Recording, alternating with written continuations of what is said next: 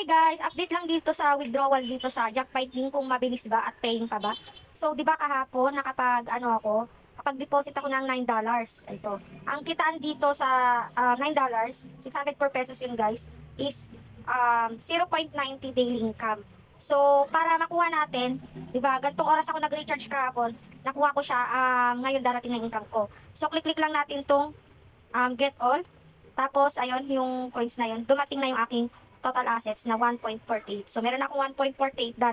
Pwede na natin siyang withdrawin. So, ang minimum withdrawal dito is $1.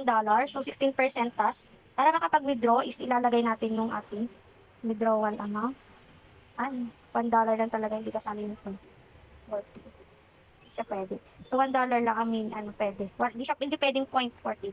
So, para makapag-withdraw, ilalagay mo yung kung magkano yung withdraw mo. Tapos, GCash. Yan. Account number. Account number ko. Then, rename. Then, withdraw now. Ayun guys. Try natin. Tignan natin kung gaano ba kabilis yung withdrawal dito. So, processing siya ng 5:43. Titignan natin kung darating ba.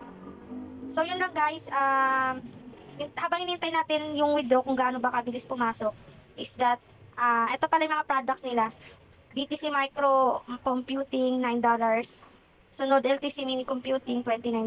So, pili na lang kayo dyan guys. Basta sa akin yung pinakamababa kasi nga, invest what you can afford to lose, and ito lang yung aking extra money. And kapag sakaling tumakbo man tong company na to, tong app na to, is hindi rin masakit. So, habang bago pa, still try ko na siya para sa huli, hindi ako magsisi. Baka magtagal din kasi ito guys, kaya sinalihan ko. Meron ditong daily sign-in, so pangalawang araw ko na, 0.01 per day. $0.01 per day yan.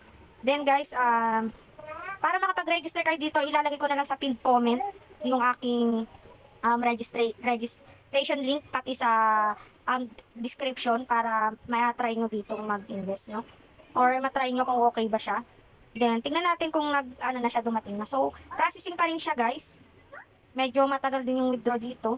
So, okay lang yan kasi, di ba, yung Fidelity, matagal din yung withdraw. Pero dumating naman. Kasi, dito naman sa, bukas, ito, may umaandar na naman na oras dito sa may gold coins na dollars. Bukas ng gantong oras, is that may makukuha na naman akong $0.90, then makaka-withdraw na naman ako.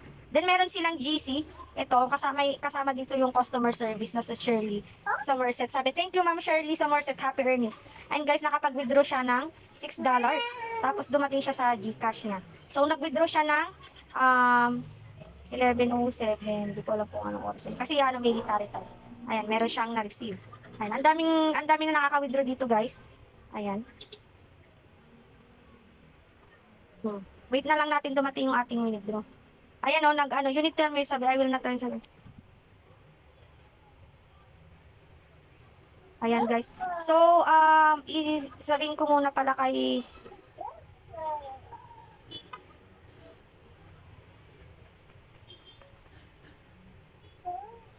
na for processing na siya.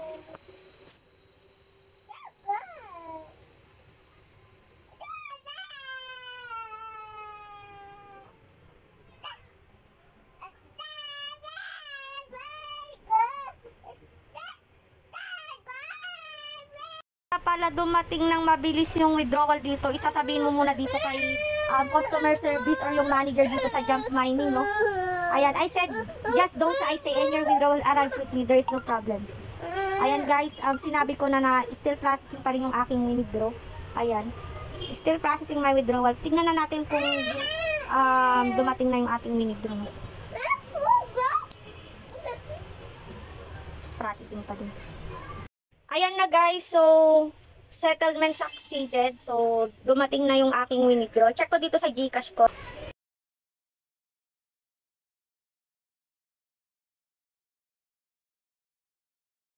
Ayan na guys, dumating na nga dito sa GCash ko yung aking withdraw. So $51. $51 yung dumating. So dapat 61 pesos yan, meron siyang 16% na withdrawal fee. So yun guys, para mabilis yung ating withdraw, is that i-chat mo muna yung ating manager.